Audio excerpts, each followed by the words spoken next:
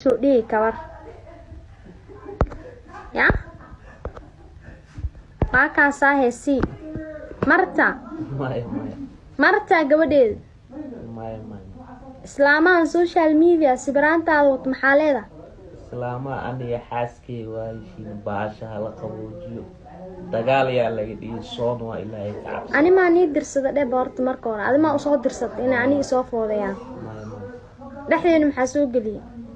Way xanaaqeen jareer. Maxay ka xanaaqeen? Magaca jareer caay ma aan qoftaan jareer dhamma ahaynin.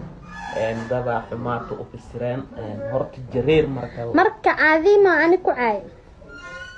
ninka caynaysa ana laga dhigay Soomaalida warxun si xun wax u faan sixir waa ka tirayay beeshi jareer weyn raali ahaaba hadaa xanaaqdeen dadka caaytama maraal gelinoosta dadka oo gulooda fadhiyo oo iska xanaaqsan oo beesha jareerweena anaga raali ahaadaan waay laakiin kuwa soo dhaqdhaqlay ani soo caay karbaash kuwaasna waxaa leenahay anaga soon wax ma caay karno iika hal karbaash u dhiib caayna ma ahan karbaash u dhiib aadi Ilaahay soo hanuuni naagna maniga raba dheh naag waa haastay marka food joojiya asxaabta ma islaanta adama u dirsatay gabadhaada ma u dirsan meedi waa taqaan wixii la keenay waa wax qabiila loo bedel kab kala nagilisan anaga jareer horta ana jareer waa ay jareerna caayma ay la jareer waxa rabtay dhe caayma ahan marka raali ahaada haladami Ilaahay ka cabsado